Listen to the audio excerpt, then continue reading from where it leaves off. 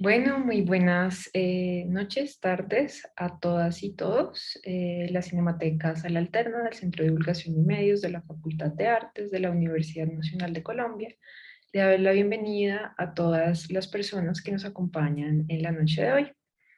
En esta jornada tendremos la segunda película programada para el ciclo de cine Drácula Desconectado, un mito del siglo XX. Es una propuesta organizada con el apoyo del Grupo de Estudio Autónomo Drácula Desconectado.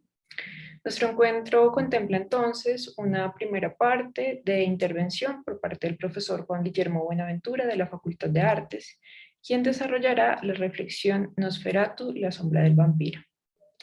Tendremos una segunda parte en la que veremos la película Nosferatu de 1922 y una tercera parte para responder preguntas del público. Bueno, voy a hacer una breve presentación del profesor Juan Guillermo. Él es comunicador social e historiador de la Pontificia Universidad Javeriana de Bogotá. Cuenta con una maestría en comunicación de la Universidad Iberoamericana de México y una maestría en artes de la Universidad de Kansas de Estados Unidos.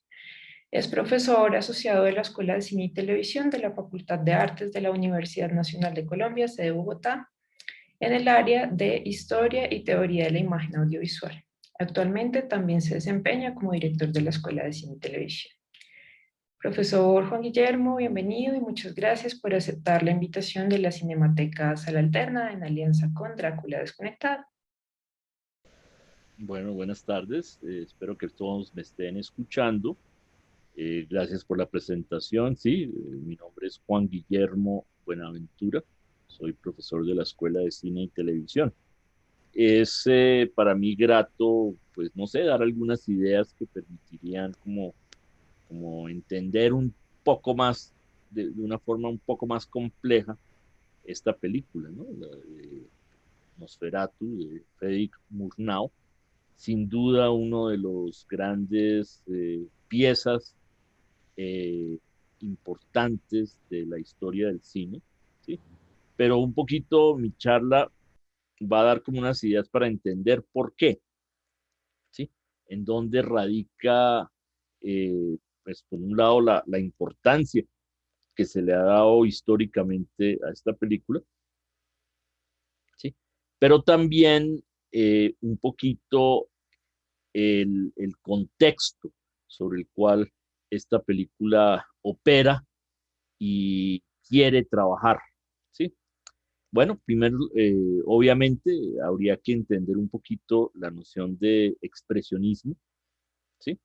Que pues, se considera, voy a entrar ahí, esta es una eh, corriente cinematográfica, el expresionismo alemán o el expresionismo cinematográfico alemán. Ahorita ahundo un poquito, profundizo en eso de por qué uno cuando habla de expresionismo alemán generalmente se refiere a toda una serie de películas que se produjeron entre 1918-19 y 1921-22.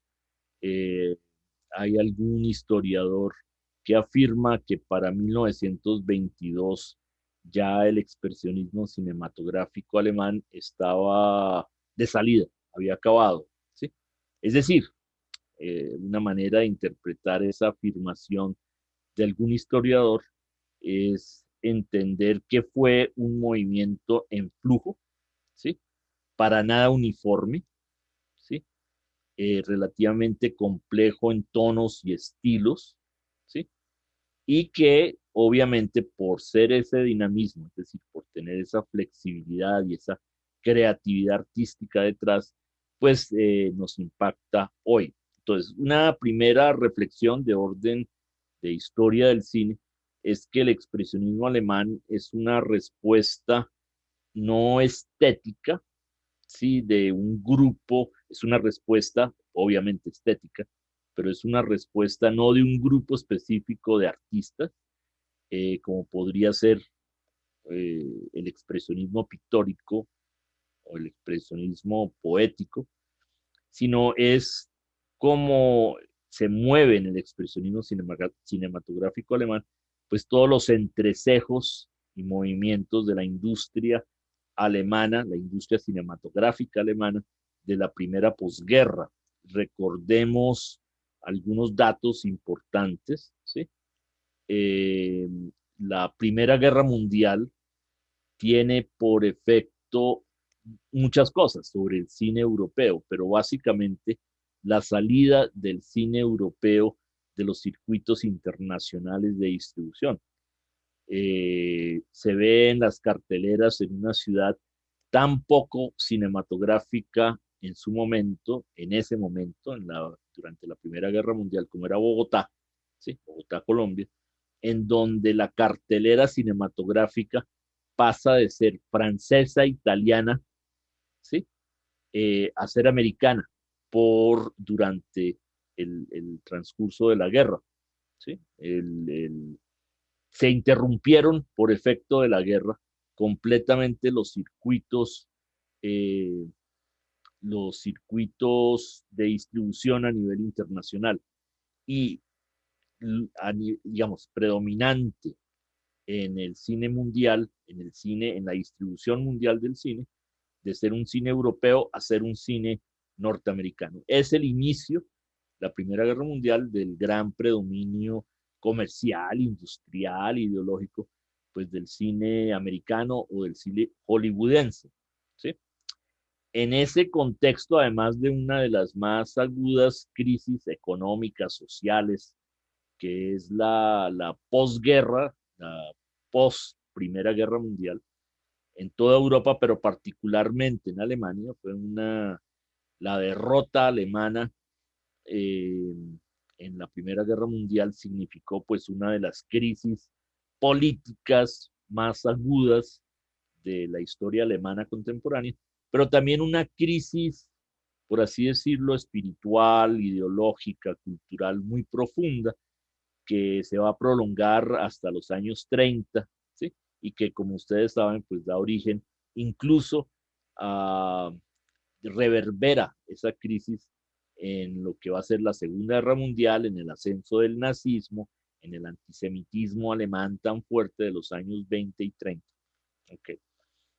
En ese contexto, los grandes varones de la industria cinematográfica alemana, que hacia el final de la Primera Guerra Mundial eh, habían decidido fusionarse en un solo estudio ante la caída de los mercados internacionales, toman una decisión y es creo que una decisión de experimentar algo nuevo, de romper ese monopolio creciente y asfixiante del cine americano en los circuitos internacionales de distribución del cine y deciden algo que es como de elemental creatividad colectiva, pero también de elemental creatividad personal, ¿sí? Y es que hay que renovar, hay que hacer las cosas de otra manera y hay que regresar un poco como a ciertos elementos propios, ¿sí? Eh, y en ese contexto se toma la decisión de darle la voz como guionistas, como directores, como diseñadores escénicos a un grupo joven y talentoso, ¿sí? De realizadores, ¿sí? Robert Vine, el mismo Frederick Murnau, darle la voz a este grupo que prometía una renovación visual, una renovación narrativa y lo que esta industria esperaba, pues una renovación comercial, ¿sí? En ese contexto se da como rienda suelta a algo que era desde el punto de vista comercial, ¿sí? Un poquito arriesgado, que es darle predominancia a un elemento extra cinematográfico, eh, a darle como una fuerza a una cierta reteatralización del cine. El cine en las primeras 2 décadas del siglo XIX Así lo trazan los historiadores, pero así también lo trazan los debates, la crítica, los pocos críticos que habían empezado como a pensar la imagen en movimiento, de que el cine debía apartarse de sus orígenes teatrales y de alguna manera de sus orígenes pictóricos, pero sobre todo teatrales. En este contexto, ¿sí? Esta apuesta audaz de la industria cinematográfica alemana implicó cierta reteatralización del cine y particularmente de darle la voz a un grupo de diseñadores escénicos que no tanto en Alemania, más en Austria, venían trabajando alrededor de la figura de Max Reinhardt, ¿cierto? Eh, más que aunque escribió teatro, pues más que un autor teatral, un director de la escena teatral en Viena, ¿sí? Y se decide darle, no tanto Max Reinhardt, eh, pues de alguna manera, eh, pues estaba metido en su cuento, ¿sí? En el contexto fuerte, como muy poderoso en términos de debate, de propuestas dramatúrgicas, de propuestas de pintura, que era todo este mundo alrededor de la ciudad de Viena, ¿sí? En la ciudad de Viena, en buena parte, y Austria en general, en las tres primeras décadas del siglo XX, pues fue como un hervidero de propuestas intelectuales en todo orden y por supuesto de propuestas artísticas y estéticas. ¿Sí? Y esta apuesta creo que se podría definir, ¿sí? Esta reteatralización como un hacer, volver a hacer que el diseño, ¿sí? Eh, construirle, evidenciar una dimensión de diseño al cine, ¿sí? Que no necesariamente la tenía. Es decir, devolver el diseño visual como fundamental, como un elemento central en términos visuales y narrativos. ¿Sí? No solamente el cine debía ser un cine que se viera, que se escuchara, que se gozara una historia, sino que se viera y gozara como propuesta de diseño visual. ¿Sí? En ese contexto se importó mucha gente que venía trabajando con Max Reinhardt en Viena, diseñadores de escena, pintores, guionistas, escritores, ¿sí? Y el resultado es, bueno, una primera propuesta, por supuesto, el gabinete del doctor Caligari de Robert Vine, ¿sí? Que es una película en donde el diseño forma un eje fundamental de la película. Sobre esto, ¿sí? Hay una anécdota que muestra este ambiente, de darle, de subrayar, de poner al centro de un discurso cinematográfico el elemento diseño, ¿no? Es que son los carteles, ¿cierto? Eso lo señala algún historiador. Los carteles de difusión de las películas del expresionismo alemán, ¿sí?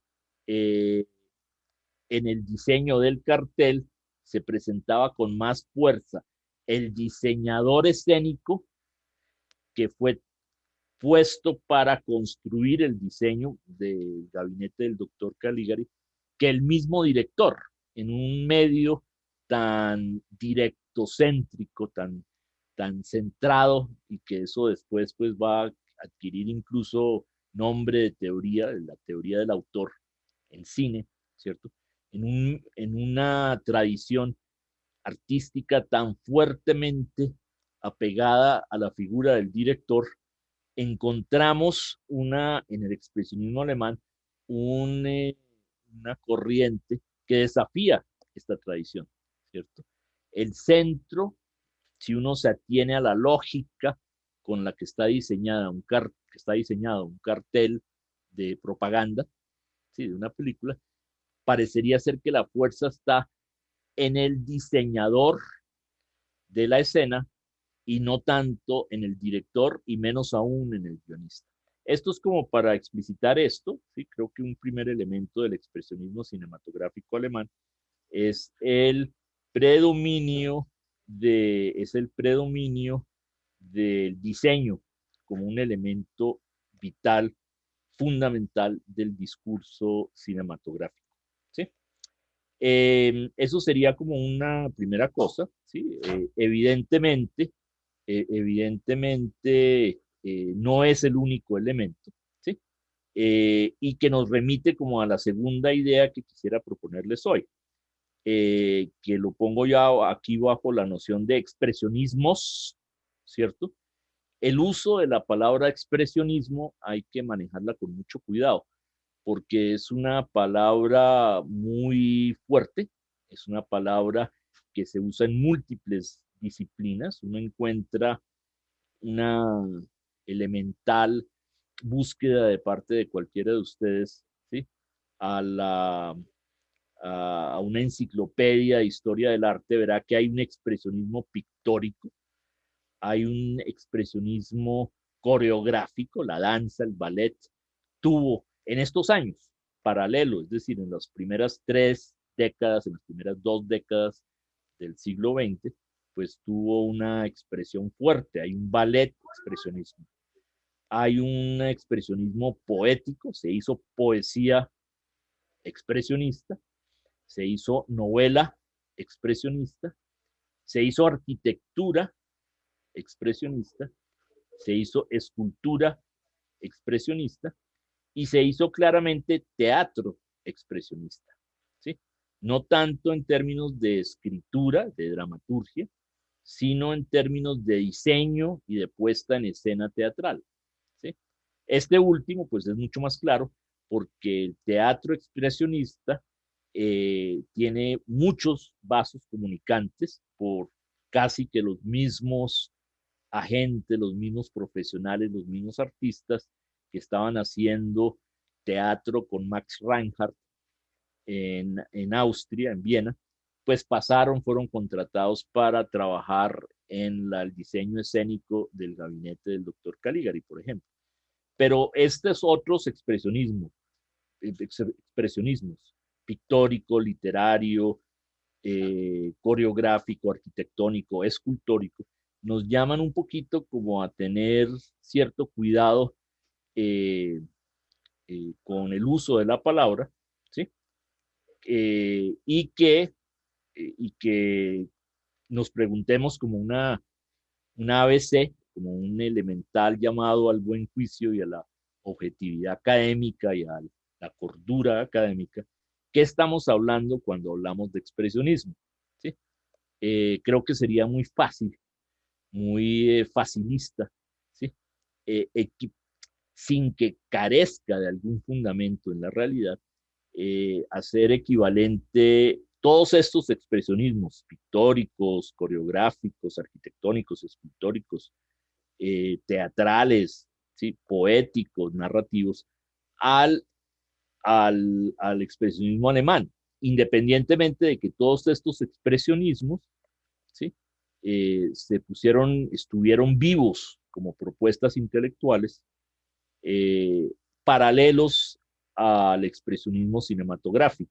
Es decir, estamos hablando de, con todos estos expresionismos, estamos hablando de un ambiente intelectual, artístico, que predominó sobre todo en el centro de Europa, Austria, Hungría, hasta la Primera Guerra Mundial, Austria y Hungría estaban bajo un mismo estado, ¿sí? Eh, Alemania y algo los países escandinavos, ¿sí? Todo este medio eh, intelectual y artístico, pues es en el que se juega estas apuestas que hizo la industria cinematográfica alemana. Esto de la fecha que yo les mencionaba, ¿sí?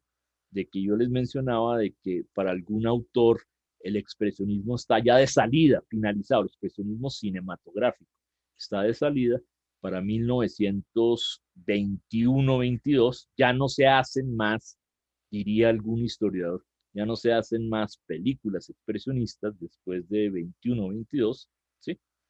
Y remite a un hecho interesante en la historia y en la historiografía del expresionismo cinematográfico alemán. Y es que hay distintos listados, ¿cierto? ¿Quiénes son, qué películas son claramente, esta es una pregunta un poquito inoficiosa, pero digamos, ¿cuáles películas uno podría clasificar como clara y objetivamente expresionistas? ¿Cuáles películas del mismo periodo, incluso de los mismos directores, ¿sí? Uno podría decir el expresionismo reverbera, ¿sí? Hay hay evocaciones, pero que no son claramente expresionistas. Hay quienes dicen, por ejemplo, que el expresionismo duro es el gabinete del doctor Caligari, ¿sí? Y la película anterior de él, El estudiante de Praga, ¿sí? De otro autor. ¿Sí? O otros quienes dicen, incluyen unos listados de 50, 60 películas expresionistas. Por supuesto, ahí hay un debate que valdría la pena entender. Obviamente, estamos hablando no de un movimiento cinematográfico compuesto de películas, ¿sí? Sino compuesto de propuestas de análisis, de propuestas de trabajo que van hechos por artistas que van evolucionando ellos mismos. Entonces, eh, mm, perdón, Metrópolis, ¿sí? La película famosa, ahora patrimonio documental de la humanidad. La película Metrópolis de Fritz Lang, ¿es expresionista o no? Perdón, el debate es un poquito pueril, pero tiene sentido en la medida en que en, en, en, el, en la película, en Metrópolis, reverberan algunos tonos, algunas ideas, algunas propuestas que tuvieron su origen muchos años antes en este grupo fuerte, nuclear de expresionismo cinematográfico. Eso también remite a que esa ambivalencia alrededor de la pregunta de qué película es expresionista, cuál es el núcleo duro del expresionismo cinematográfico alemán, remite un poco al hecho también de que el expresionismo no se queda en el expresionismo, ¿sí? El expresionismo reverbera en el cine negro norteamericano, en la oscuridad del cine detectivesco o policíaco, ¿sí? Etcétera. Entre otras, porque buena parte de los proponentes del expresionismo cinematográfico alemán conformaron lo que posteriormente es la diáspora alemana, ¿sí? Por 80 razones, pero predominantemente por el predominio de los nazis a partir de 1933 y su cooptación de la vida intelectual europea y su represión contra la vida intelectual europea de estos años, pues mucha de esta gente, Fritz Lang, el mismo Murnau, emigran a otros espacios cinematográficos y a través de esa diáspora y de sus propuestas, que no fueron solamente grandes directores, fueron guionistas, fueron actores, ¿sí? Vemos un poquito esa reverberación creativa del expresionismo alemán en el mundo cinematográfico americano, pero en general mundial, ¿cierto? Esto sería como otro elemento. Ahí finalmente, ¿sí? Voy cerrando acá, todo el tema de la sombra en el expresionismo alemán, ¿sí? Esa es una idea de análisis del expresionismo alemán que sale de los historiadores del expresionismo mismo, fundamentalmente de la gran crítica, analista e historiadora Lotte Eisner, ¿cierto? Espero haberlo pronunciado bien. Lotte Eisner, que trabaja en un texto ya muchos años después, que se llama La pantalla demoníaca, un análisis, y a través de la biografía que ella escribe de Friedrich Murnau. Yo he leído la biografía, es la parte referente, no esperaría más, ¿sí? De, de, de, de Lotte Eisner cuando trabaja el asunto de la producción de la película Nosferatu, ¿sí?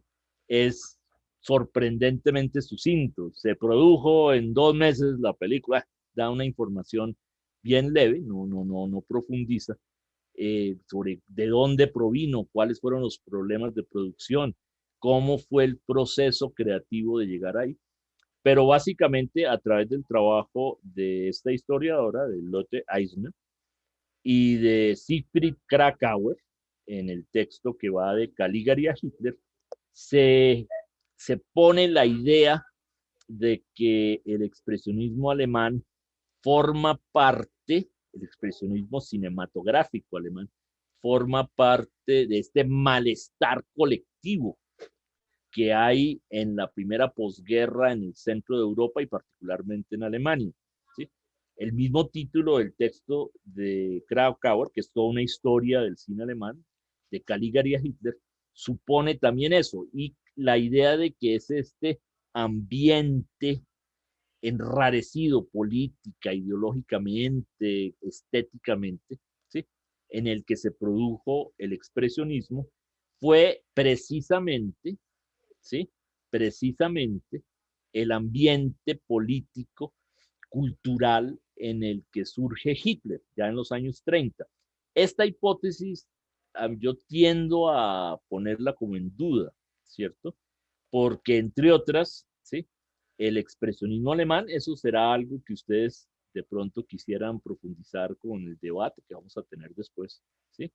El expresionismo alemán, eh, creo yo que fue un movimiento que el nazismo y las políticas culturales desde el Estado nazi, ya en los años 30, trató de reprimir, es decir, el expresionismo cinematográfico en el contexto de estos otros expresionismos, ¿sí?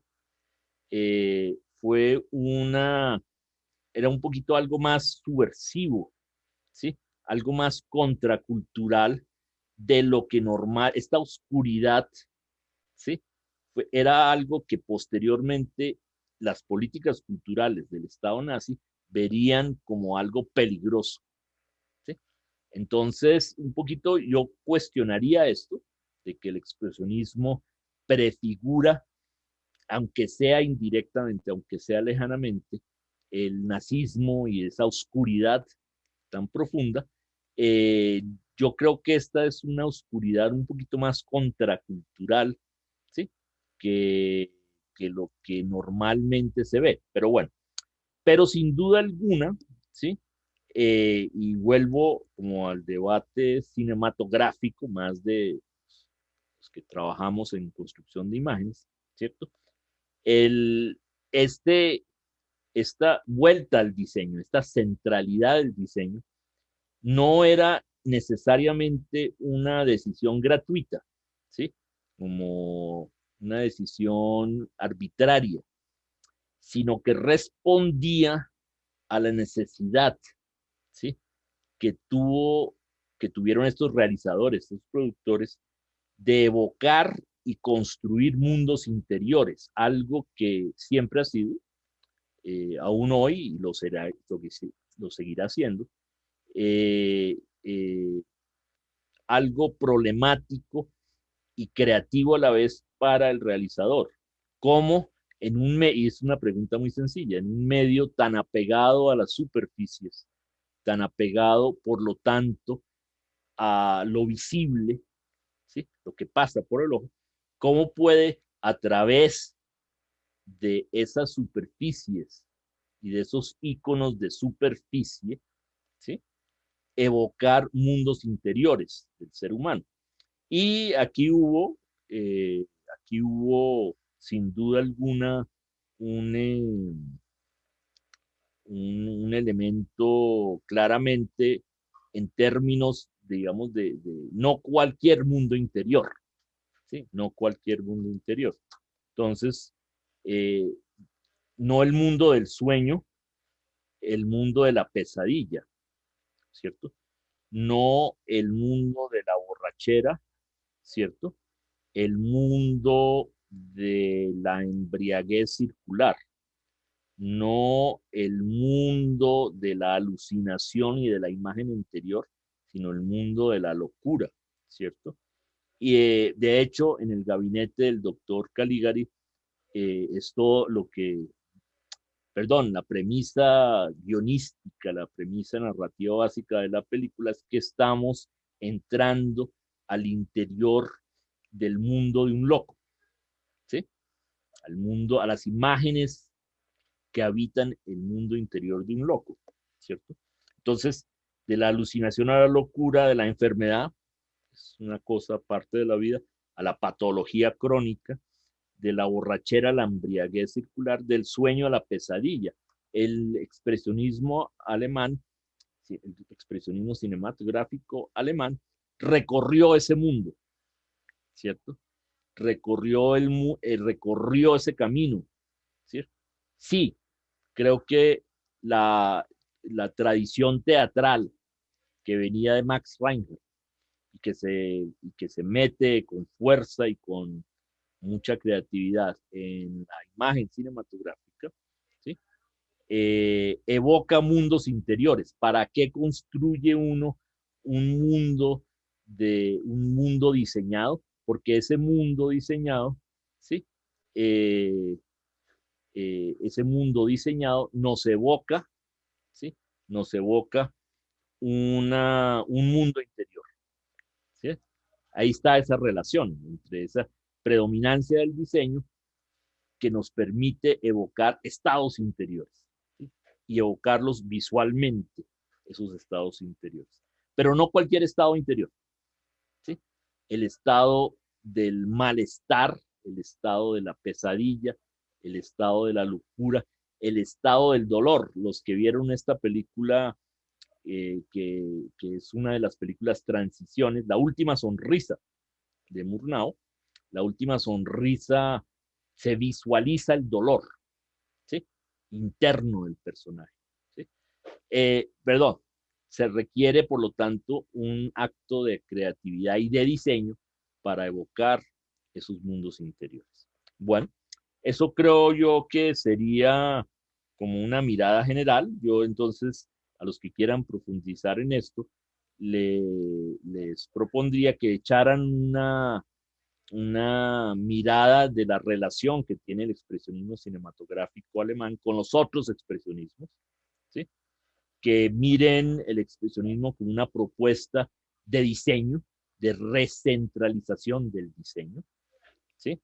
Y del diseño como una manera de reconstruir, evocar, mostrar, pintar mundos interiores, ¿sí? Realidades interiores que no son cualquier realidad interior, no es la realidad de la alegría, es a veces la realidad de la tristeza, no es la realidad del sueño, de lo onírico en general, es la realidad de la pesadilla, ¿sí? Y en ese contexto creo que entendemos. Por supuesto, estamos hablando, y ya lo dije antes, de uno de los movimientos artísticos, solo el expresionismo cinematográfico alemán, pero en su conexión con el conjunto de estos otros expresionismos, uno de los eh, más eh, productivos, creativos, evocadores, provocadores movimientos artísticos del siglo XX, ¿cierto? Uno a veces mira cuando accede a una pieza del cine mudo en general, lo ve un poquito como una antigüedad, ¿sí? Ah, interesante ver, pero fundamentalmente uno no lo puede usar, ¿cierto? No se puede usar esa antigüedad, más allá con un sentido decorativo. No le ocurre eso al Nosferatu que vamos a ver hoy. Es algo que nos apela, nos llama, interactúa con un público del siglo XXI, ¿sí? Y eso me parece que se enraiza, viene, está originado en esta riqueza que he tratado de resumir para ustedes. Muchas gracias. Muchas gracias, profesor Juan Guillermo. De verdad es muy valioso contar con su participación y con todo esto que nos está comentando que nos está poniendo en contexto para profundizar más en este tema que tanto nos interesa. Quisiera dar entonces comienzo a la parte de preguntas y respuestas. Tenemos un comentario por parte de Alexander Suárez que dice, no sé si alguien más ve un parecido entre Nosferatu y las caricaturas de judíos de la época. Quisiera entonces pedirle el favor al profesor Juan Guillermo que nos hablara un poquito más al respecto. Una relación con las caricaturas. El antisemitismo, digamos que está ahí como larvado, a veces con más fuerza, a veces con menos fuerza en la vida alemana, pues empieza ya a partir de la década de los 20 como a manifestarse, ¿cierto? Pero yo no creo que se pueda hacer como una relación directa entre esto. Creo que los productores, el director, eh, toda la gente que trabajó como en el diseño visual de la película, creo que hicieron un esfuerzo de germanizar este texto, de germanizar un texto que no necesariamente provenía, sí, la figura, la figura del Drácula, bueno, es rumana, sí, es de Rumanía. Eh, pero, y bueno, pasa a través de una novela que la anglicaniza, la vuelve muy británica, y a través de esta, bueno, al fin y al cabo está basada en la novela original del Conde Drácula, pero que eh, eh, por negociaciones fallidas con la viuda de Bram Stoker, pues no pudieron, le cambiaron el nombre, le dieron la perspectiva, pero básicamente está la misma historia y creo que hay un proceso de meterlo muy del cine expresionista alemán como en un contexto muy alemán, muy germano, un contexto visual muy germano. La verdad yo no vería la relación con, con esta caricatura de pronto que la que se refiere el que hace la pregunta, con un tono antisemita que sí empezó a generarse sobre todo con el ascenso del nazismo en Alemania. Pero yo no vería esa relación, ¿sí? Yo no vería la relación. Ahora, buena parte de todos los que trabajaron en esto eran judíos, ¿sí? Y por supuesto, con la llegada de Hitler al poder les tocó o salir al exilio, a la diáspora. Creo que el mismo Max Reinhardt era de religión judía, entonces el, yo no vería muy claro esa relación, digamos, entre el expresionismo alemán y cierta tendencia eh, que se irá volviendo mucho más fuerte en la década de los 20 y por supuesto en los 30 en Alemania, antisemita. Yo no vería esa relación. ¿Sí? Gracias, profe. Yo quisiera entonces también preguntarle o pedirle que nos amplíe, por favor, un poco las posibles tensiones que existen entre esta obra y la obra posterior de Herzog. Eh, también pensando un poco que él plantea que esta no es un remake, sino que es una obra totalmente diferente, pero pues que trabaja con la misma historia, con el mismo personaje. Entonces, quisiera que nos hable un poquito como de las diferencias y tensiones estéticas y narrativas que surgen entre estas dos películas. Claro, el Nosferatu de Herzog, hecho, creo que si no tengo mal el dato, año 71, 72, el, el año de estreno de esta película, pues muy claramente es como se ubica en esa perspectiva de este movimiento tan interesante del nuevo cine alemán, Herzog, Fassbinder, todo este combo, de retomar lo mejor de la historia del cine alemán, es decir, lo mejor de la imagen de Alemania, porque digamos en la lectura histórica que hacen estos realizadores jóvenes que salen a partir del manifiesto de Oberhausen, el movimiento conocido como el nuevo cine alemán, eh, es que en los años 20 se produjo una explosión de creatividad audiovisual muy grande en Alemania, que hemos visto en todas estas películas del expresionismo, pero mucho más allá del expresionismo. Es decir, no toda película, no todo el cine alemán de los años 20 es un cine expresionista, para nada, sí, para nada. Sí. Entonces el nuevo cine alemán intenta retomar esa explosión de creatividad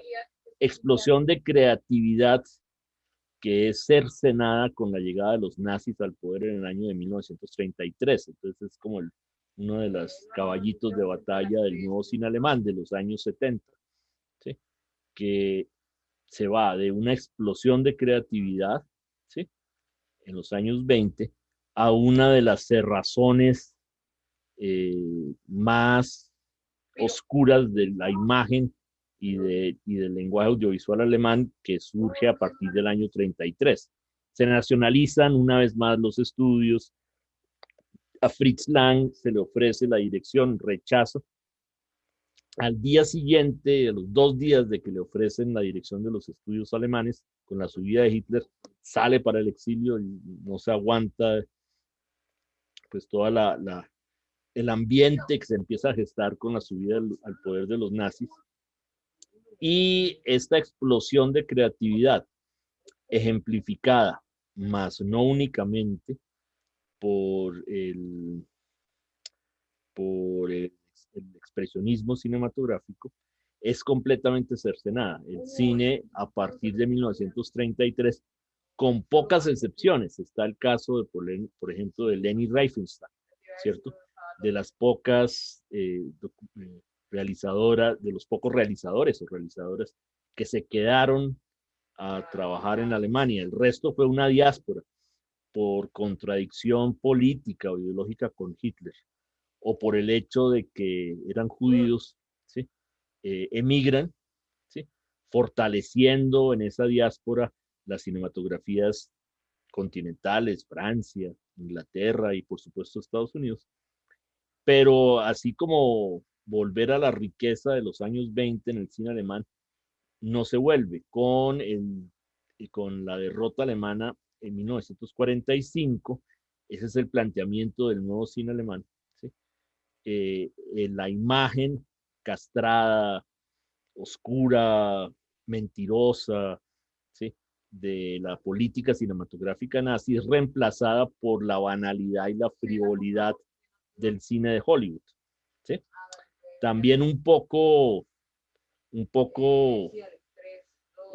esquemático la afirmación, en la medida que tampoco, perdón, ahí los historiadores ya señalan que entre 1945, en la segunda posguerra, se hace ahí de todo, ¿verdad? Como en botica, pero hay también hay una tendencia y con una beta de trabajo muy interesante, pero no es predominante, ¿cierto? Entonces, la lectura que ellos harían es de Caligari a Hitler, de Hitler a Hollywood, ¿sí? Entonces, en ese contexto, el nuevo cine alemán que surge con este grupo, que se manifiesta en está, se ejemplifica con el manifiesto de Oberhausen, ¿sí? Eh, retomemos esa línea de trabajo, ¿sí? Esa riqueza, retomémosla y enriquezcámosla, ¿cierto? Y eso hacen, pero de una forma nueva, con una mirada nueva, con un tono nuevo, con un sabor nuevo. Y esa es como la característica del nuevo cine alemán, ¿sí? Eh, y que pues está, creo que sus premisas muy presentes, muy vigentes en el cine alemán actual. El, de alguna manera, entonces, en ese contexto, creo que el Nosferatu de Herzog, ¿sí? Es un retomar, ¿sí? Es un homenaje, ¿sí? A esa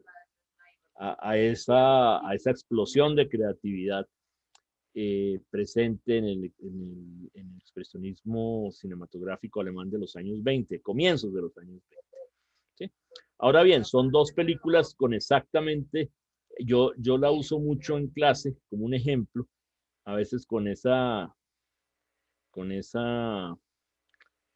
tramo, obsesividad que tienen a veces los realizadores jóvenes, ¿sí? Y los estudiantes de una escuela de cine y televisión. O sea, obsesión a veces, en algunos al menos, ¿sí? Por la trama. Pues la trama de las dos películas es la misma, ¿cierto? Exactamente igual, con algunas variantes importantes, con algunas variantes muy decisivas, ¿sí? Pero es la misma trama, pero son dos películas basadas sobre miradas, perspectivas estéticas completamente diferentes. Ahora bien, yo la ubicaría como en esa, yo te respondería a tu pregunta, ¿sí? Adriana, en ese sentido.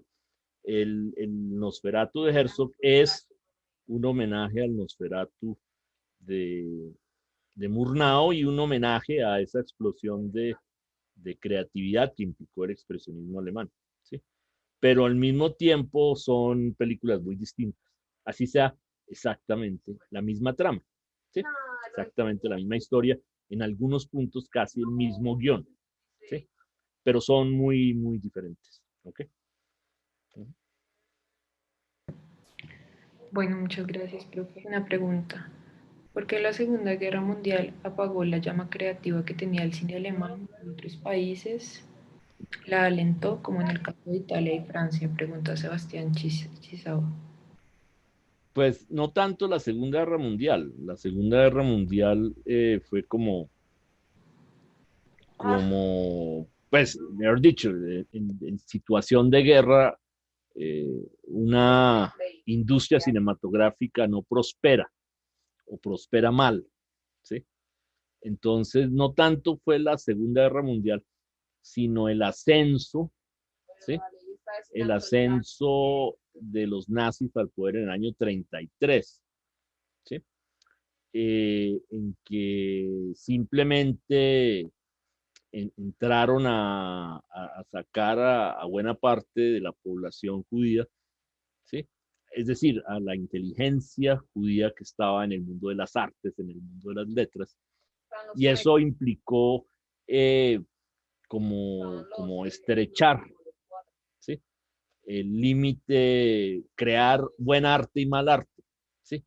Empezar a hacer la diferencia, empezar a clausurar, es decir, si hay algo pedestre y hay algo oscuro, es la política cultural, ¿sí? Si es que se puede llamar política cultural del Estado alemán, después del año 33, es saque a todo el mundo, el que piensa distinto, ¿sí? A lo que era, lo que les sonaba a ellos ni lejanamente, aunque estuviera lejanamente conectado como de izquierda, fuera, ¿cierto?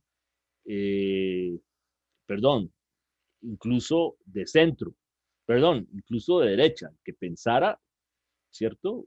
Fuera, es decir, implicó nacionalizar estudios, implicó cerrar editoriales, implicó si eso se llama una política cultural, es la de las más, en términos de la historia alemana, pues es de las políticas culturales más nefastas del año 33 en adelante. ¿Sí? En ese contexto, ¿sí? la, empezaron los grandes temas, ¿sí? Los grandes temas del nazismo en el cine. ¿Sí? Las grandes sagas alemanas, ¿cierto? Las películas sobre las grandes victorias militares y los grandes emperadores, grandes, entre comillas, desde esta filosofía nazi, ¿sí? De unas películas que heroizaban la historia alemana en vez de mirarla críticamente, ¿sí? Eh, por supuesto, implicó una de las mayores diásporas cinematográficas, sí, fuera, sí, eh, es decir, se creó todo un exilio cinematográfico alemán que enriqueció paradójicamente las cinematografías y los espacios culturales donde ellos terminaron. Con mucha claridad, Max Reinhardt mismo, Max Reinhardt pues termina siendo uno de los grandes directores y profesores de teatro y creadores de espacios académicos en Nueva York, ¿sí? Uno de los grandes directores de Broadway, ¿sí? Fritz Lang, el gran codificador del género policíaco, en fin, ¿cierto? Y eso con guionistas, actores, luminotécnicos, camarógrafos, directores de fotografía, pues lo que se quedó en Alemania, con muy pocas excepciones, por ejemplo, Leni Riefenstahl, que, la gran documentalista de Hitler, que sin embargo nadie le niega su calidad visual y su buen ojo, su excelente ojo cinematográfico. ¿Sí? Eh, el, el, pero básicamente lo que hay entre el 33 con la subida de los nazis a la derrota alemana en la Segunda Guerra Mundial en 1945 son 12 años de mucha oscuridad. Ay, sí, oscuridad. Sí. Si algún jerarca nazi criticó el mundo intelectual de los 20 como de oscuridad, pues lo que implantaron fue todavía más oscuro. ¿Sí? Entonces, la política entre el 33 y el 40, la política cultural, la política cinematográfica, pues fue un periodo como de ruptura de una tradición intelectual muy antigua, ¿cierto? Y como veíamos al comienzo, cuando hablamos de expresionismo cinematográfico, ¿sí? Estamos conectados con expresionismo teatral, pictórico, novelístico, coreográfico, arquitectónico, etcétera, ¿no? Es decir, es un movimiento que en general, a ver, sin que yo sea experto en el tema, uno podría decir que la experimentación arquitectónica, expresionista, pues fue reemplazado por esos edificios monótonos, esos monumentos de piedra oscuros que construyeron los nazis en su arquitectura, una arquitectura eh, sí, oscura, versus, creo yo, unas explosiones de creatividad muy interesantes en los años anteriores, ¿no? Entonces, en ese sentido, creo que la lectura que hacen los del nuevo cine alemán creo que vale. Ahora, ¿qué viene después? ¿Sí? ¿Qué viene después? ¿Sí? En el año 45, pues con la derrota alemana, la partición de Alemania, la invasión cultural del mundo americano, pues ellos dirán, vino la banalidad. Es decir, no hay que retomar, dirían estos del movimiento del nuevo cine alemán, hay que retomar esa explosión de creatividad que forma parte de la vieja tradición creativa, intelectual, espiritual del pueblo alemán, ¿no? ¿Mm? Bueno, profe, tenemos una pregunta que yo creo que se relaciona con esto que estamos hablando y es, en su opinión, ¿de qué manera el uso de este estilo visual por parte de Murnau impacta y aporta al imaginario sobre el vampiro? Al imaginario sobre el vampiro. El vampiro es una vieja idea, ¿cierto? Es un viejo, no, es un poquito el título de la charla, si uno lo mira con cuidado, lo llama uno como a pensar, porque el vampiro no es un mito del siglo XX, el vampiro es un mito muy antiguo. ¿Mm? En las mitologías y en la cultura popular del centro de Europa con mucha claridad. ¿Sí? Pero también, por ejemplo, uno de vez en cuando se mete con la mitología indígena, ¿sí? Encuentra figuras no igual, pero cercanas al vampiro, el no muerto, el que no puede morir, el no morir, ¿sí? El no poder morir, que es como la gran tragedia del vampiro, ¿cierto? Y que un poco la cinematografía y la literatura cuando exploran ese hecho de que el vampiro hay que tenerle misericordia, quien no tiene misericordia de nadie, ¿cierto? Quien para vivir debe matar, ¿sí? Sin embargo, merece misericordia. ¿Por qué? Porque no puede morir. esta es su tragedia, ¿sí? Esa es una idea que si uno la expande, ¿sí? Se encuentra en muchas culturas y es muy antiguo, ¿sí? Entonces, la cinematografía, por ejemplo, ha trabajado mucho y la literatura sobre el vampiro, ¿cierto? La literatura popular, las historias y las narraciones de la tradición oral, pero también las más literarias y cinematográficas han trabajado todo este tema, ¿no? Por ejemplo, ¿sí? Algo que varía mucho en las distintas versiones es el personaje de Ellen, ¿sí? ¿Sí? ¿Por qué? ¿Por qué? Eh, ¿Por qué ella termina atrapando al vampiro? ¿Sí? Las distintas versiones dan respuestas distintas, es decir, exploran la temática a partir de este personaje de forma distinta. Entonces, aquí en esta película que acabamos de ver, muy claramente lo hace por amor al marido y amor a su pueblo y a su nación y a su sociedad. Es si ella no se sacrifica, ¿cierto? Ofreciéndose al vampiro, ¿sí? El vampiro va a seguir. Entonces, el acto de dejarse, porque ella se deja morder y se deja succionar la vida, es una manera de atraparlo, porque es la única manera de tenerlo tiempo suficiente para que caigan los rayos del sol sobre él y ahí sí muera y desaparezca, como aparece al final de la película de Murnau, pues como una sombra que era, la luz lo disipa como una sombra, queda un poco de humo, ¿sí?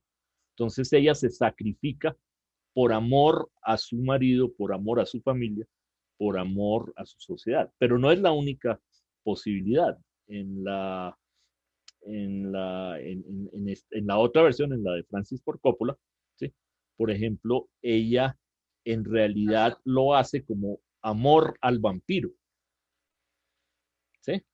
Es la única manera de liberarlo de su propia condenación. No puede morir, ¿sí? Es un acto de amor, pero no con el esposo, sino con el vampiro mismo, etcétera.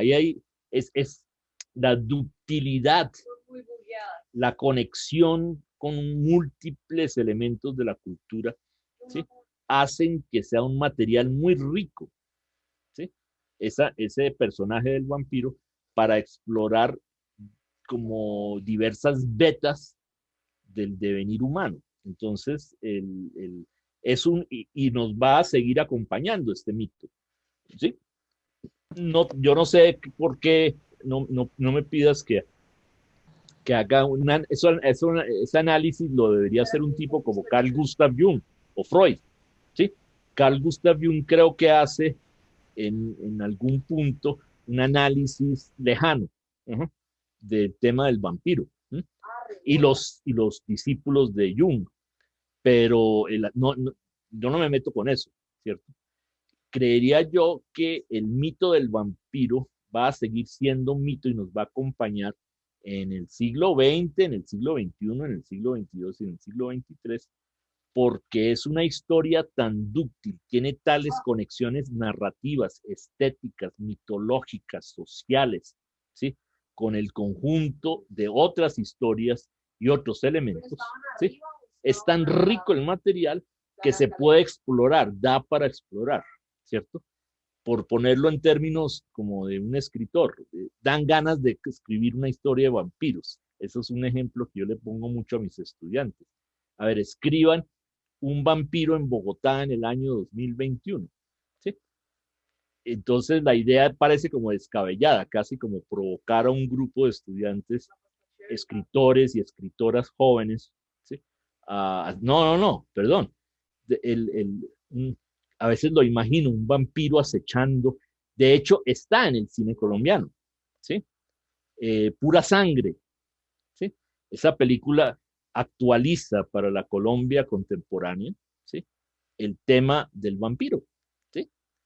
Entonces, perdón, ¿sí? Es un material tan rico, tan denso, tan lleno de innuendos y detalles que dan ganas de ponerse a escribir, ¿sí? Dan ganas de ponerse a hacer cortometrajes, películas, en donde se explore todas las posibilidades creativas que permite un material de por sí muy rico. Pero eso proviene, ¿sí? Y repito la idea, proviene no de que es una idea muy antigua en la mente humana, en la historia, en la cultura humana, sino de que es una idea tan dúctil, tan interesante, es un material tan rico, ¿sí? Presente en múltiples culturas que dan ganas de seguirlo haciendo rico y central la cultura a través de cuentos, guiones, películas, cortometrajes, poemas, poesía, qué sé yo. ¿Sí? ¿Sí respondo tu pregunta, Adriana? Pues la pregunta en realidad la realizó Andrea Cárdenas, pero yo quisiera hacer un par de aclaraciones. La primera es que el nombre del ciclo Drácula, un mito del siglo, Drácula desconectado, un mito del siglo Sí. XX, Ajá. es haciendo referencia también a como a las representaciones en el cine que se han Sí. hecho. Pues, Ajá. claramente los aliados de Drácula desconectado Sí. han explorado y van a seguir explorando en estas charlas que Sí. ellos organizan los Ajá. jueves, otras temporalidades y otros, digamos, como relatos del mito del vampiro que son, pues, por supuesto, más antiguos, del siglo XX. Yo recomiendo, Adriana, y a todos los presentes que se echen, no, si se pueda conseguir para esto, pero la última versión, que es muy interesante, que se llama La sombra del vampiro, ¿cierto? De Elías Mergige, es un realizador joven, un director joven americano, que es una historia que cuenta la historia de la producción del Nosferatu de Murnau. ¿Sí? Eso es bien interesante. ¿Sí? Se toma sus libertades. Entonces, el, la historia que se cuenta en esa película, ¿sí? En ese acto de imaginación de esa película, es que finalmente Murnau le tocó con Max Reck, era un vampiro.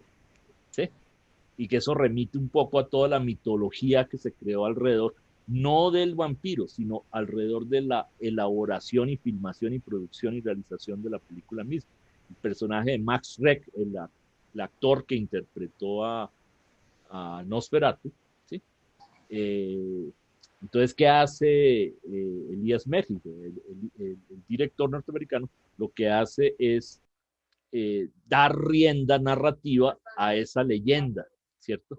Entonces cuenta la historia de cómo se filmó y insinúa con claridad de que Murnau le pagó, ¿sí? A, se consiguió un vampiro real y lo puso con toda una estética no expresionista, casi que lo contrario al expresionismo, con un realismo así exagerado, ¿sí? Entonces lo que se estaba filmando era un vampiro en toda su expresión. Es una versión muy interesante que le da todavía como más, como más rienda a más rienda suelta a las posibilidades de este ícono de la imaginación humana que es el no muerto, el vampiro. Sí, profe, respecto a eso, yo también tengo una inquietud y es que se ha Mm, mencionado también bastante las posibles similitudes que hay entre este personaje de Nosferatu y, y una rata, ¿no? La animalidad, como las facciones. sí, Entonces, no sé si eso pueda llegar a tener una interpretación como que esté más en el orden de lo social del momento. sí, sí, sí, sí. No, no, no, las posibilidades, por ejemplo, que es lo que se hace en Pura Sangre, ¿sí? En la película colombiana, es eso, ¿sí? Entonces, quién es el vampiro? ¿Sí? ¿Quién es Este, quién succiona a quién? La sangre de quién es succionada, ¿cierto? Entonces hace ahí una lectura política, ¿sí? Es una metáfora política, ¿sí? Es, bueno, entonces, ¿quién es el que vampiriza a quién? ¿Sí? Entonces, claro, claro, claro, claro. El, el, el asunto de la animalidad, claro, es un vampiro rata acompañado de ratas. Aquí se hace una alusión muy europea a todo el tema de la peste bubónica, que repite Herzog en su película de 1971. Entonces, la peste bubónica como el desatamiento del mal, en una sociedad, perdón, de nuevo, Adriana, el tema y los demás que están en esta charla, en esta conversación, el tema de que es una estructura narrativa, es una historia tan conectada con la experiencia humana que se vuelve una herramienta muy interesante para decir cosas, para contar cosas, ¿cierto? Sobre el amor, sobre la política, sobre la vida, sobre la muerte, sobre cosas importantes en la experiencia humana. ¿Sí? Entonces, y bueno, alrededor de la sangre, que es todo el otro elemento, ¿no? Al menos en un contexto europeo. ¿Sí? Entonces, la sangre es pues el flujo de la vida, ¿cierto? Y la manera de permanecer vivo, de no morir, es succionándole la vida, la sangre a los demás, etcétera. Pero es un mito que nos dice cosas, ¿sí? Un poco lo que les decía al principio. Eh, hay el cine mudo, por ejemplo, paralelo a esto, todo el trabajo de Griffith, de W. Griffith. Uno a veces vuelve a ver las películas de W. Griffith y ay Dios, son de una antigüedad, ¿sí? Como decía Orson Welles, hablando de W. Griffith, decía que ya en 1920, en 1932, Griffith era una antigüedad, ¿sí? O sea, ya un año después de filmado algunas películas de W. Griffith, ¿sí? Ya eran antigüedad, ¿sí? Es decir, siempre han sido antigüedad. Eso es un poquito una forma sarcástica de comentar un director a otro gran director, ¿sí? Pero creo que aquí no, ¿cierto? El mito, el mito del vampiro no se deja meter en esa categoría de antigüedad, ¿sí? Por su utilidad, es un material que se podría usar hoy, en 2 años, en 100 años, ¿sí? Y remite mucho a ciertas cosas fundamentalmente humanas, ¿no? Sí, entonces, eso me parece como lo interesante de este mito. Mito no es algo que pasó, ¿cierto? Esa noción de mito como algo que ocurrió, que bueno, estoy exagerando, ¿cierto? La noción de mito es bien compleja en su uso en antropología, en filosofía, ¿sí? En historia, bueno, pero el mito es no tanto algo que pasó, una historia del pasado, sino un mito que sigue pasando. Y en ese sentido creo que la figura del vampiro es interesante. Yo creo que valdría la pena escribir hay un cuento de Cortázar, de Julio Cortázar, de vampiros, ¿sí? Uno de sus cuentos menos conocidos. Estaba leyendo, estoy investigando esto para la clase, y sale de una experiencia medio alucinante de, de Cortázar, que entra a un restaurante en París, si mal no tengo, y empieza a ver una historia ahí que ocurre. Un restaurante de estos que abren tarde, que abren 24 horas, entró tarde él, tenía hambre, bueno, y empieza a ver y tran, ¿sí? ¿Quién sabe qué estaba pasando? ¿Sí? Pero a él le quedó la clara impresión, ¿sí? De que iban a vampirizar a la señora que estaba ahí. Y escribe a partir de esas sensaciones que tuvo en ese restaurante nocturno, ¿sí? Una historia de vampiros, ¿sí? Entonces, qué interesante, ahí está, ¿cierto? Ahí está, es un mito rico porque es presente, uno lo puede agarrar para explicar cosas de hoy. Bueno, profe, tenemos otras dos preguntas que nos hace Fernanda Harruk. Eh, Ella dice, ¿qué otros autores de esta época van por la línea de un cine que utiliza pocos o ningún o nada de intertítulos? Varios, ¿cierto? Esa Es toda es para responderle, ¿cómo está? ¿Quién hizo la pregunta, Adriana? la pregunta la hizo Fernanda. Sí, Fernanda. Es toda una tendencia del cine mudo. Es toda una tendencia del cine mudo. El, eh, toda una tendencia, sobre todo en los años 20 del cine mudo, la presencia de intertítulos, ¿sí? E intertítulos de diálogo, ¿sí? Es decir, intertítulos explicativos, como aquí hay, ¿sí? Pero también intertítulos de diálogo va disminuyendo. Eso fue toda una tendencia a ver el intertítulo como algo que debía sistemáticamente evitarse, ¿sí? Y, y las grandes películas, algunas de las grandes películas del final del periodo mudo, estamos hablando del año 25, 26, 27, ¿cierto? Del periodo mudo, hay ya películas con cero intertítulos, ¿cierto? Ni siquiera títulos interpretativos o explicativos, muy literarios, ¿sí? Pero ni siquiera intertítulos de diálogo, ¿sí?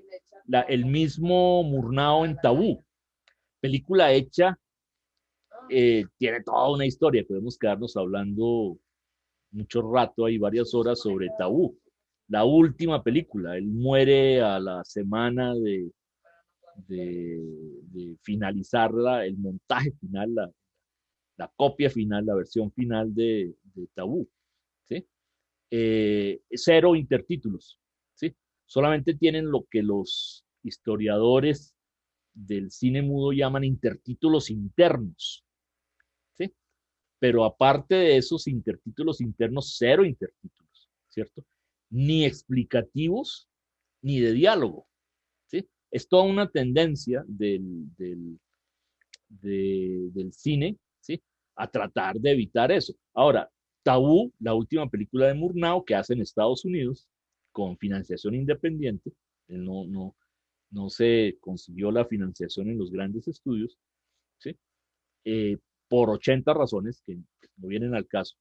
Esa película eh, ya es del periodo, ya es del periodo sonoro. Entonces, Tabú se concibe como una película, siendo que hubiera podido ser con diálogos, ya tenían toda la tecnología, ¿verdad? Toda la posibilidad técnica para hacer una película sonora. Sin embargo, se siguen a este paradigma que se consolida al final del periodo mudo, ¿cierto? Tan fuerte, ¿cierto? Tan fuerte que se siguió haciendo películas mudas bien entrado el periodo sonoro. Por ejemplo, Tabú, la última película de Murnau. Nada que ver con el expresionismo, ¿cierto? Nada que ver con el expresionismo. Es decir, si hay algo anti-expresionista, ¿sí? Es Tabú, ¿sí? Lo que muestra la versatilidad de este director. Es decir, no es un director que se casa con, con fórmulas, con esquemas, no. El hombre exploraba cinematografía. Antes que ser expresionista, era un director de cine. ¿Sí? Eso suena paradójico. ¿Sí? El expresionismo para Murnau, ¿cierto? Fue como un periodo de su vida, ¿cierto? Un periodo de su vida profesional, un periodo de su vida estética. Hizo lo que había que hacer ahí, aprendió lo que había que hacer ahí y siguió a otras cosas. Tiene esa buena flexibilidad, tenía esa buena flexibilidad personal, Murnau. Y Tabú es una película que por ningún lado, ¿cierto? Ni remotamente, ¿sí? Se podría llamar expresionista, ¿sí? Como no es expresionista, es casi que como el Nosferatu de Herzog, año 71, ¿cierto? Eh, sí, nada que ver con el expresionismo en la línea de lo que hemos eh, hablado. Es decir, ojo, ¿sí? Hay esa percepción común uno de vez en cuando, no tanto en el mundo académico, universitario, pero de vez en cuando escucha la definición de expresionismo y de expresionismo cinematográfico y de expresionismo alemán, ¿sí? Uno lo escucha por ahí, obviamente no tiene ningún asidero en la realidad, ¿sí? Pero uno escucha esa idea de que expresionismo igual película de vampiros o de monstruos, o, sí, y qué pena, no, ¿sí? Eso es una sobresimplificación del asunto, ¿sí? Pero bien sobresimplificado queda, ¿cierto? El problema del expresionismo, un poco rematando, no tanto está en los temas que aborda, ¿sí? Si fuera así, toda película de vampiros sería expresionista. Sí, si exageramos, no lo es, ¿cierto? El tema, el problema del expresionismo no es, ¿sí? Los temas que aborda, ¿sí? Sino la mirada visual que produce. Ahí ya uno empieza como a moverse en un terreno un poquito más sólido, ¿sí? ¿Mm? Listo, profe. La segunda parte de la pregunta de Fernanda es si usted sabe cómo se realizó la edición o en qué año se realizó la edición de los intertítulos de esta versión que vimos. Sí, no, hay varias versiones de, de los vampiros, del expresionismo y del Nosferatu. Esta que estaba viendo es relativamente reciente, pero está basada, creo yo, por las versiones que yo he visto, está basada en la digitalización de una versión que hizo hacia el año 80 el Getty Institute para todo el mundo. Es decir, el Getty Institute es como el centro de difusión de la lengua y la cultura alemana en todo el mundo. ¿Sí? Entonces, ellos hicieron, a partir de algunas fuentes de financiación públicas, lograron hacer una versión de, de para difusión, ¿sí? Para difusión por fuera de Alemania, ¿sí? Versión que creo que sobre la cual está basada esta digital que vimos, ¿cierto? Pero ha habido varias versiones, ¿sí? Hasta donde entiendo yo, quien está a cargo del tema es la Fundación Friedrich Murnau en Alemania, que es como que la entidad semipública federal alemana que está a cargo de la memoria audiovisual del pueblo alemán. ¿Sí? Entonces, pero esta es la versión canon que normalmente estamos viendo. ¿Sí? Normalmente estamos viendo. ¿Mm? Bueno, profe, respecto al tema de los intertítulos, yo quería preguntarle, cuando usted mencionaba lo de los intertítulos internos y externos o explicativos, Mm. si acá podría como podría existir como una mezcla de los dos tipos de intertítulos, ya Sí. que, o sea, me pareció muy interesante que el recurso que se utiliza para poner los intertítulos es el libro que el personaje está leyendo que encuentra Sí. en este castillo de Nosferatu. Entonces, no sé si hace referencia a eso o es a otra cosa. No, el intertítulo interno que usa, por ejemplo, Murnau en Tabú, en su última película, ¿sí? Cuando digo es que el texto tiene existencia diegética, ¿sí? Es decir, cómo nos enteramos de determinados elementos de la historia, nos enteramos a través de lo que los personajes leen. Ahora, vemos el texto leído, es parte del mundo visual de la película, ¿no? De la diégesis, como por meter ahí un terminacho muy audiovisual de de la película, ¿no? Aquí no, aquí así los personajes estén leyendo este libro siniestro, el intertítulo es una intrusión diegética, es por fuera de la diégesis, es por fuera de la construcción de realidad, es decir, es externo, ¿cierto? Así si nos presenta ese dispositivo, como diciéndonos, ese intertítulo que usted lee, señor espectador, es lo que los personajes están leyendo, ¿sí? Pero no únicamente, hay varios intertítulos que comentan la realidad, ¿cierto?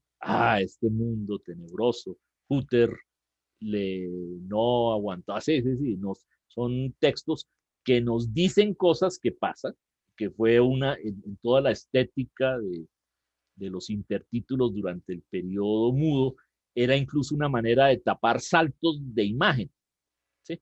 Entonces, ¿cómo se tapaba un mal corte porque no había más y había que asaltar la imagen, pues métale un intertítulo. Es decir, el intertítulo se abusó, ¿sí? En el periodo mudo, porque era una manera está en esta película muda colombiana, ¿sí? La de Garras de Oro. Garras de Oro, eh, perdón, la historia avanza, ¿sí?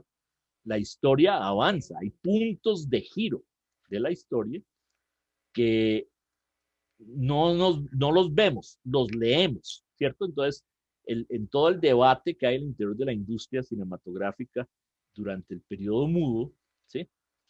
Claramente el intertítulo es visto como algo que hay que evitar, ¿sí? Un mal necesario en el mejor de los casos, ¿sí? Como una salida para corregir errores de producción, de rodaje, ¿sí? Como problemas en el montaje, ¿sí? Hasta tal punto se va, como al menos en los directores con mayores recursos, que tenían mayores equipos de producción y realización, se va tomando la decisión película a película de ir eliminando, disminuyendo la cantidad, pero también la función del intertítulo en el cine mudo, ¿cierto? Aquí es claramente, hay cosas que nos cuentan que si no fuera porque lo leemos en el intertítulo, no sabríamos qué ocurre, ¿cierto? Eso es como el anticine, ¿sí? El anticine. Y buena parte de los productores, guionistas de la época, así lo veían, así lo veían. Uh -huh. No sé si te respondo, Adrián. Sí, pues yo quisiera de pronto resaltar un poquito el asunto como de la vocación sonora del cine mudo, ¿no? Como Sí, que claro. el cine mudo tuvo grandes problemas, o el cine silente tuvo grandes problemas cuando se llegó al sonoro, precisamente porque ya toda la industria estaba especializada en la imagen, en hacer que la Sí, imagen evocara sensaciones sonoras sin necesidad de poner un intertítulo que dijera está sufriendo o no sí, sé. sí, sí. No, no, no. Eso lo dice André Bazin hablando de las grandes películas del periodo tardío del cine mudo, del cine silente. Es decir, lo que se hace alrededor del año 26, 27, 28, 2, 3 años, en que el cine mudo llegó como a su mayor madurez, ¿cierto? Entonces, lo dice André Bazin, ya eran películas sonoras, lo único que le faltaba era el sonido, lo dice así como sardónicamente, no me acuerdo las palabras exactas de André Bazin, pero él dice eso ya. Lo único que les faltaba era el sonido para hacer películas sonoras, parece como una paradoja, pero sí, se habían disminuido la cantidad y las funciones de los intertítulos, se movía en dispositivos eminentemente visuales, no de una intrusión verbal sonora sobre la historia, etcétera, ¿no? Sí, claro, eso, lo único, y creo que André Bazin, uno lo ve con mucha claridad en una película como Avaricia, la de Eric von Stroheim, ¿cierto? Perdón, cero de intertítulos solamente al comienzo de la película, de lo que ha quedado de la película, ¿sí? Todo otro tema. Bueno, de solamente se ven intertítulos explicativos en puntos muy concretos, cuando no quedaba de otra. Del resto son puros intertítulos de diálogo, ¿sí? Puros intertítulos de diálogo. Otra característica, digamos, hacia el final del periodo del periodo silente. Aunque volviendo a ver el Nosferatu ahorita, ¿sí? A mí me da la impresión de que la capacidad creativa de Murnau no estaba en eso, ¿sí? Su apuesta no estaba por ahí, ¿cierto? La volví a ver y la sentí un poquito convencional en eso que tú estás diciendo, Adriana, ¿sí? La vi muy del cine mudo temprano, ¿cierto? Intertítulos verbosos, muy literarios, llenos de figuras, ¿cierto? Intrusivas sobre esos intertítulos sobre ¿sí? Muy lleno la vi un poquito finales de la década de los 20, perdón, finales de la década de muy de cine de 18, 19, y cosas que el mismo Murnau va como a perfeccionar, a pulir, en las películas que hace posteriormente. ¿Sí? Aquí todavía la encuentro un poquito como poco exploradora en ese tipo de cosas, muy visualmente audaz en otras, ¿cierto? Pero bueno, eso es otro tema, ¿no? Sí. Bueno, profe, yo creo que ya vamos a ir cerrando porque nos hemos alargado un poquito. Entonces, hay una última pregunta que es de Daniel. Ay, no, perdón, es de Jennifer. Dice, ¿qué bibliografía nos podría recomendar para profundizar en estos temas? La clásica, hay tres textos, la clásica, la de Lotte Eisner, ¿cierto? Que se llama La pantalla demoníaca. Aquí tengo La pantalla demoníaca, ¿sí? Es un texto ya clásico. Eh, Ella, una historiadora muy seria, franco-alemana, ella murió, nació alemana, murió francesa, ¿cierto? Pero creo que es un buen texto. Y el texto de Siegfried Kracauer, ¿sí?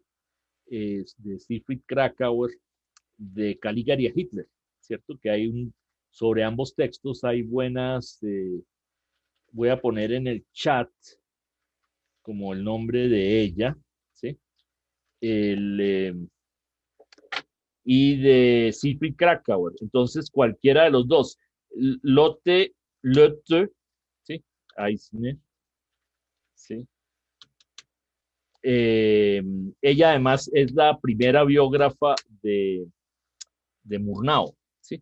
Aunque, de nuevo, el texto de Euroley era una excelente biografía, por supuesto, era una mujer muy documentada, muy buena investigadora del cine, pero en la parte de la filmación de Nosferatu, eh, en 4 párrafos despacha eso, lo que lo filmó aquí, se hizo tal cosa y se estrenó acá, como que es como la filosofía dice, queda uno con ganas de una mayor biografía intelectual, ¿no? ¿Qué hubo detrás? ¿Sí? Tema que en términos de fantasía narrativa explora Elías Merschige en La sombra del vampiro, ¿cierto? Esos 2 meses no fueron 2 meses, ¿cierto? Ahí hubo varias cosas importantes en los procesos de vida de directores, guionistas, y que resultaron en un texto como el que vimos. El otro es Siegfried, a ver si lo puse bien, eh, perdón, aquí tengo, ya, ¿sí? Que se llama, esos son los dos autores. Me gusta mucho, es un texto muy sintético, pero que da unas buenas ideas. No es muy largo, ¿sí?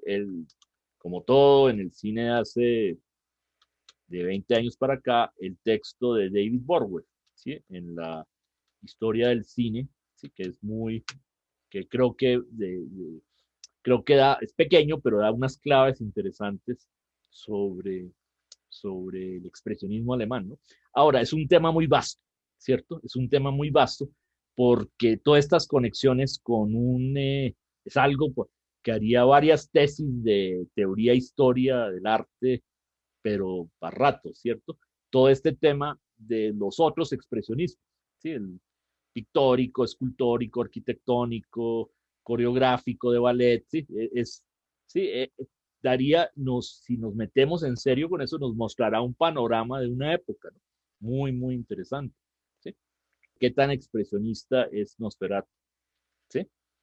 ¿Mm? Creo que es una pregunta fuerte, ¿sí? Yo veo no tanto, entre otras, ¿sí? Porque creo que Murnau estaba trabajando y eso está presente en la película de Elías Merlige, ¿sí? Pero está también presente en la biografía que escribe Lotte Eisner, ¿sí? Sobre Murnau. Estaba ya interesado en el tema del realismo cinematográfico, ¿cierto? Entonces, y si hay algo opuesto, visualmente hablando, al expresionismo, es la pasión por la realidad, pasión por el mundo de la expresión, el mundo interno, ¿sí? Como uno ve la realidad internamente, ¿cierto? versus el mundo de los objetos reales. Son como dos pulsiones, ¿sí? Que a veces son opuestas. Y creo que Murnau aquí estaba con un tema del realismo, siendo que la película se hace alternativamente, tanto en estudio y algo novedoso en su época en exteriores. ¿Sí? Pero ese gusto por hacer en exteriores iba a que creo que, perdón, uno no hace una película de esto en puro estudio, ¿cierto? Se necesita ver castillos reales, ¿sí? Se necesita ver bosques reales, se necesita ver animales reales, se necesita ver mares realmente existentes, no imaginados o pasados por el mundo interior, no, reales, ¿cierto? Entonces, creo yo que ahí Murnau está como, cosa que está, perdón, Tabú es una película de exteriores, ¿sí? Es una película de con actores naturales, imagínense, ¿sí? Actores naturales en una época que ni se conocía el concepto de un actor natural, un actor no profesional. Tabú está lleno, no hay un solo actor profesional, ¿sí? Entonces creo que el Nosferatu muestra eso, ¿sí? Ahora, metido al mismo tiempo en una tradición pictórica, se ven los castillos, ¿sí? En una tradición visual, icónica, arquitectónica, urbanística, muy alemana, ¿sí? Entonces, como que en esos dos mundos, ¿sí? Entre el mundo de lo que pasa por la imaginación y la fantasía y el mundo de los objetos reales, ¿sí? La otra gran pasión del lenguaje audiovisual, las cosas que son como son, no como uno las imagina o sueña que sean, no. ¿Sí? Y en eso creo que se mueve, está en un proceso de transición Murnau que me parece muy interesante. Pero perdón, hay unas cosas muy expresionistas en esta película. Los documentos, esa escritura cuasi rúnica, runas, ¿sí? Cuando están ciertos personajes, hay cierta tendencia a distorsionar muebles y espacios, ¿cierto? Ciertos mundos interiores son distorsionados, muy expresionista eso, muy expresionista. La distorsión de objetos, ¿sí? Con un sentido de diseño visual. Las letras de esas cartas que tiene ¿sí? Que bueno, siendo que hay cartas y letras digamos, muy realistas, pero perdón, ahí se encuentra con no sé si recuerdan el plano, con unas cartas, con una escritura de formas ideográficas, como que runas, ¿cierto? Muy expresionista, ¿cierto? Y algunos elementos, esos interiores que no son exteriores, que no son exteriores, esas casas como en caída, triangulares, oscuras, ¿cierto? Muy expresionista eso, ¿sí? Creo yo, ¿sí? Creo yo, sospecho yo, perdón, que Murnau en eso, reafirmo, es más realizador que expresionista, ¿cierto? Es su si hay un elemento expresionista con un tono de diseño muy fuerte que le sirve para contar adecuadamente su historia, lo usa, ¿cierto? Si ese mismo elemento no le sirve, pues no lo usa. Es decir, la fuerza está en la historia que se cuenta, no en el aparato visual estético que se emplea para contar la historia, ¿cierto? Lo uno está en función de lo otro, no al revés, ¿sí? Entonces eso muestra más a alguien que es un buen realizador que un buen expresionista, ¿cierto? ¿Sí? Y de hecho lo que estoy tratando de decir es que Murnau después hace películas que no tienen nada que ver con el expresionismo, ¿cierto? Si él, aunque pues parafraseando a un realizador ya muerto hace ya muchos años, Murnau, ¿sí? Uno diría que, perdón, ¿sí? Me parece una buena filosofía de acercamiento al trabajo audiovisual. Si sirve para un proyecto, lo uso. Si no sirve, lo desecho. ¿Sí? Esa filosofía que está presente en todo el trabajo de Murnau no se casó con ninguna escuela, no se casó con ninguna filosofía visual.